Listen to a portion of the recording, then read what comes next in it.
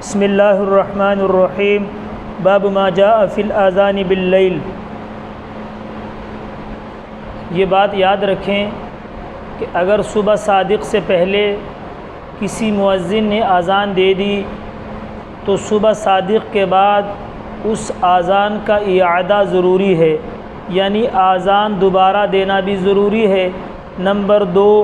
اور مؤذن کی غلطی کا اعلان بھی ضروری ہے، اس لیے کہ گھروں میں جو معذور ہیں یا جو عورتیں ہیں جو اذان کے ساتھ ہی نماز پڑھ لیتے ہیں تاکہ وہ اپنی نمازوں کو دوبارہ لوٹا لیں، کیونکہ صبح صادق سے پہلے جیسے اذان نہیں ہوتی تو فرض بھی نہیں ہوتا، فرض کا تعلق تو صبح صادق کے بعد سے ہے، تو وہ اذان کا اعادہ بھی کرے اور ساتھ میں یہ اعلان بھی کرے کہ بھئی اذان غلطی سے پہلے ہو گئی۔ لیکن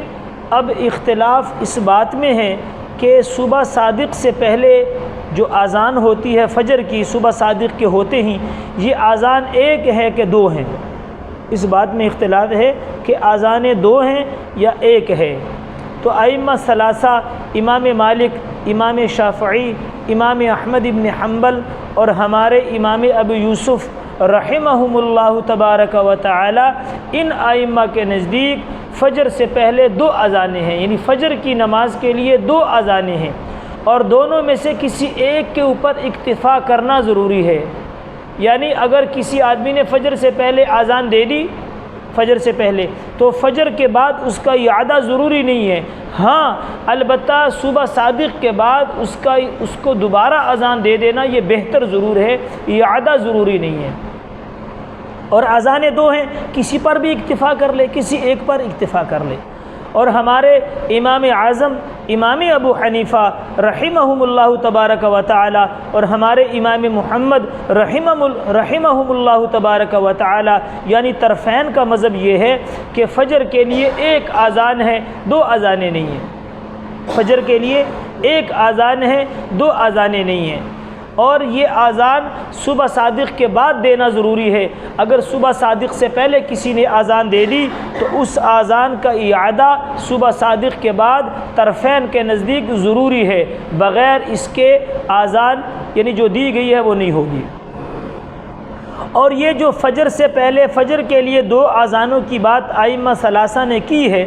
اس بات کی یہ بات ذرا وضاحت طلب ہے۔ اس کی وضاحت یہ ہے کہ حضور پاک علیہ الصلاۃ والسلام کے زمانہ مبارک میں دو اذانیں ہوتی تھیں، لیکن یہ صرف رمضان کے اندر ہوتی تھی۔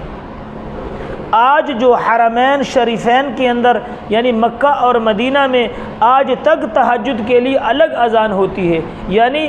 صبح صادق سے پورا 1 گھنٹہ پہلے اذان ہوتی ہے تہجد کے لیے، اور پھر ٹھیک اس کے 1 گھنٹے کے بعد جب صبح صادق ہوتی ہے تو دوسری اذان ہوتی ہے، آج بھی ہوتی۔ لیکن یہ اذانیں یہ حضور علیہ الصلوۃ والسلام کے زمانہ مبارک میں صرف رمضان کے اندر ہوا کرتی تھیں، اس بات کو ذرا اچھی طرح یاد کر لیں۔ اور یہ دو اذانیں خود احادیث میں اس کا مقصد بھی بیان کیا گیا ہے، اور یہ دو اذانیں دو صحابہ دیا کرتے تھے۔ دیکھیں صبح صادق کے بعد جو اذان تھی وہ حضرت بلال رضی اللہ تعالیٰ عنہ دیا کرتے تھے، اور تہجد کے لیے جو اذان تھی وہ حضرت عبداللہ ابن مکتوم رضی اللہ تعالیٰ عنہ جو نابینا صحابی تھے وہ دیا کرتے تھے۔ حضرت عبداللہ ابن مکتوم رضی اللہ تعالیٰ عنہ جو نابینا صحابی ہیں وہ دیا کرتے تھے تہجد کے لیے اذان، اور اس اذان کا مقصد خود احادیث میں موجود ہے کہ وہ کیا تھا، تاکہ جو لوگ تہجد پڑھ رہے ہیں یہ لوگ گھر میں جائیں، یہ لوگ جو ہے لیرجعوا قائمکم، یہ جو قائم یعنی جو تہجد پڑھ رہے ہیں یہ لوگ رجوع کر لے گھروں کو، اور کیا کرے، لیستیقظوا نائمکم، تاکہ وہ جو سوئے ہوئے ہیں ان کو اٹھا لیں، یعنی جو جاگ رہے ہیں وہ سوئے ہوئے کو اٹھائیں تاکہ وہ کیا کرے، سحری کی تیاری کریں اور تہجد پڑھ لیں، سحری کی تیاری کر لیں اور تہجد پڑھ لیں۔ تو سحری کی تیاری کے لیے اذان ہوتی تھی، جیسے ہمارے یہاں اعلان ہوتے ہیں کہ بھئی سحری میں 1 گھنٹہ باقی ہے،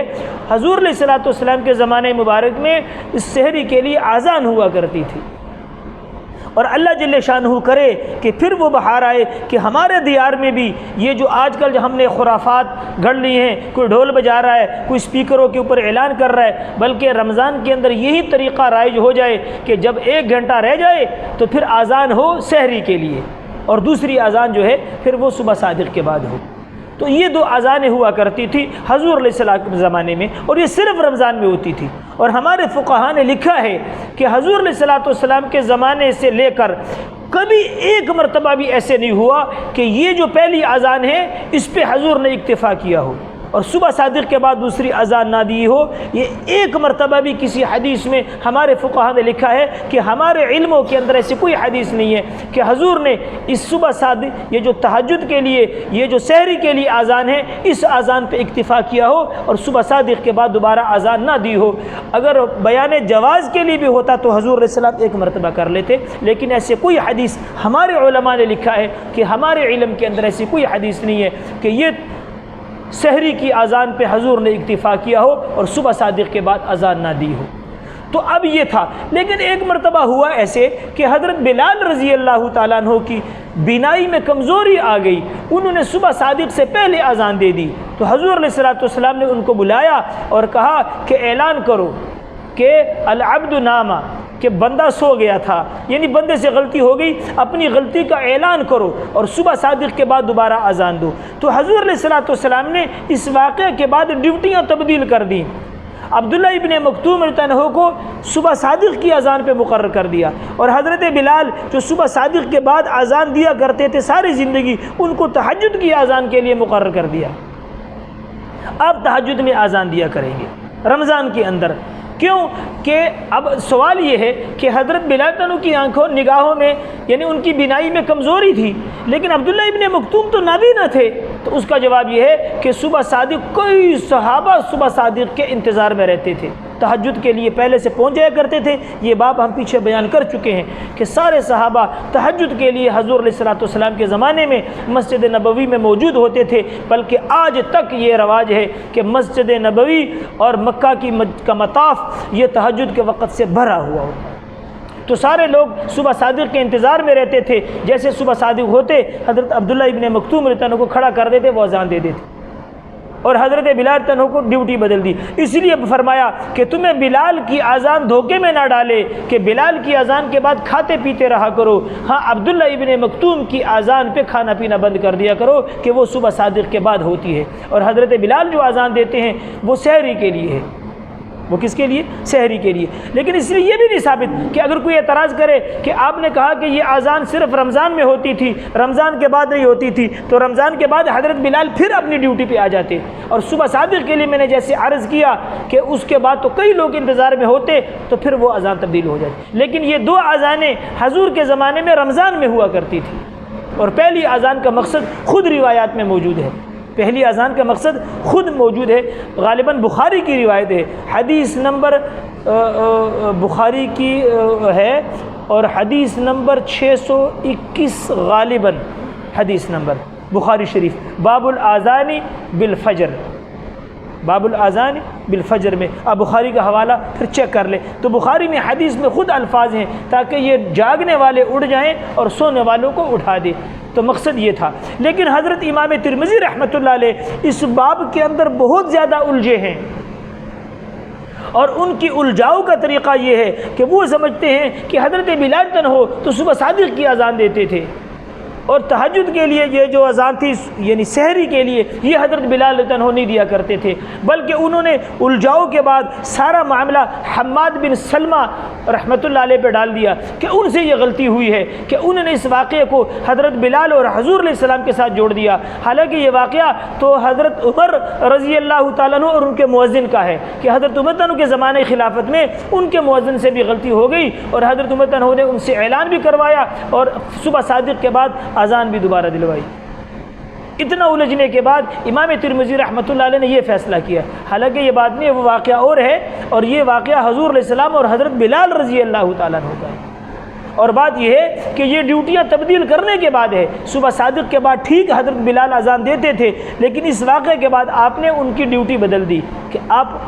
سحری کے لیے اذان دو گے، صبح صادق کی اذان کون دیں گے؟ حضرت عبداللہ ابن مکتوم تنہو دیں گے۔ اور حماد بن سلمہ نے کوئی غلطی اس میں نہیں کی، یہ واقعہ اور ہے، اور حضرت عمر تنہو کا واقعہ اور ہے،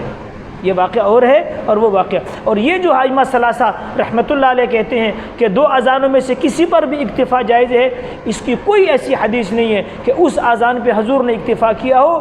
اور صبح صادق کے بعد دوبارہ اذان۔ ایک حدیث بھی ایسی، ہمارے اکابر کہتے ہیں، ہمارے بڑے، کہ ہمارے علم میں ایک واقعہ اور ایک حدیث بھی ایسی نہیں ہے کہ حضور نے اس اذان پہ اکتفا کیا ہو، صبح صادق کے بعد دوبارہ اذان نہ دی ہو۔